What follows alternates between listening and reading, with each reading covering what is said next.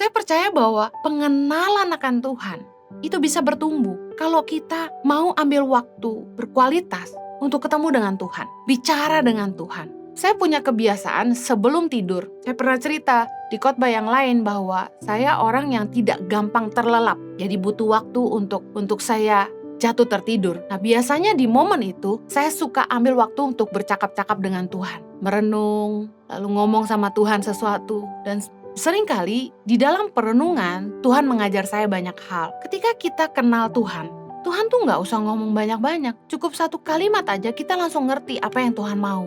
Kalau kita dekat dengan seseorang, biasanya malah nggak perlu banyak bicara. Kedalaman hubungan itu kita bisa merasa aman tanpa banyak kata-kata. Justru kalau saya mulai canggung, biasanya malah jadi cari bahan pembicaraan. Ngomong ini, ngomong itu. Karena supaya suasana nggak jadi kaku. Tapi justru ketika kita bersama dengan orang yang kita kenal dengan baik, kita merasa aman tuh untuk diam saja.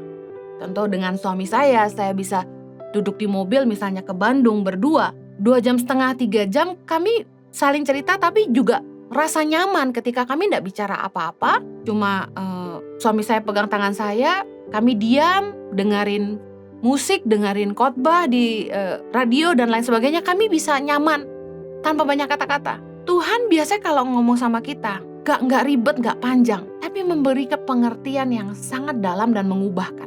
Ambil waktu untuk bercakap-cakap sama Tuhan. Kita akan semakin mengenal Tuhan kalau kita belajar firman Tuhan dan coba ngebayangin Tuhan tuh seperti apa. Pengalaman pribadi dengan Tuhan, melewati masa-masa sulit, waktu kita lihat pertolongan Tuhan. Pengalaman-pengalaman itu yang akan membuat kita semakin memahami Tuhan itu seperti apa. Kalau kita ingin menjadi dewasa di dalam hubungan kita dengan Tuhan, sama halnya dalam hubungan kita dengan sesama, kita harus punya waktu berkualitas untuk mengenal Tuhan lebih dalam. Orang menjadi sangat dekat, mereka bisa menjadi sangat terbuka, bisa menjadi diri sendiri, ibaratnya gak tahu malu. Mereka punya nilai kepercayaan yang sangat besar terhadap orang yang sangat dekat dengan mereka. Mereka bisa cerita apa saja, mereka gak takut rahasianya dibocorkan kemana-mana. Nah, sama halnya dengan hubungan kita dengan Tuhan, kalau kita sungguh-sungguh mengenal Tuhan, kita akan merasa aman. Kita akan hidup tanpa kekhawatiran. Karena kita sungguh-sungguh mempercayai Tuhan. Justru kedewasaan dalam hubungan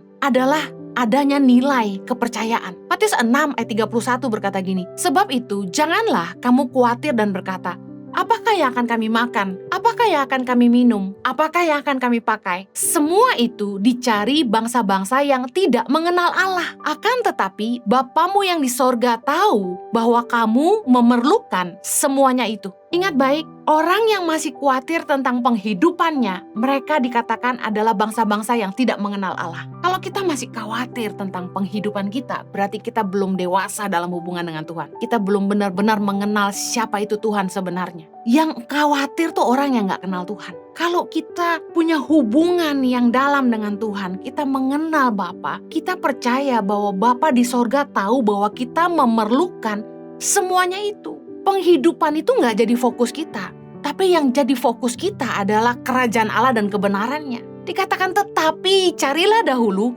kerajaan Allah dan kebenarannya, maka semuanya itu ditambahkan kepadamu. Saya ngalamin ketika saya fokus sama kehendak Tuhan dalam hidup saya, dan saya latih hidup saya untuk berjalan dengan kebenaran Tuhan, Tuhan menyediakan semua yang saya butuhkan. Kalau kita hidup dalam perkenanan Tuhan, kasih karunia Tuhan tuh menyertai kita. Kita tidak khawatir tentang apapun. Saya percaya orang yang benar-benar mengenal Tuhan tidak hidup dalam kekhawatiran.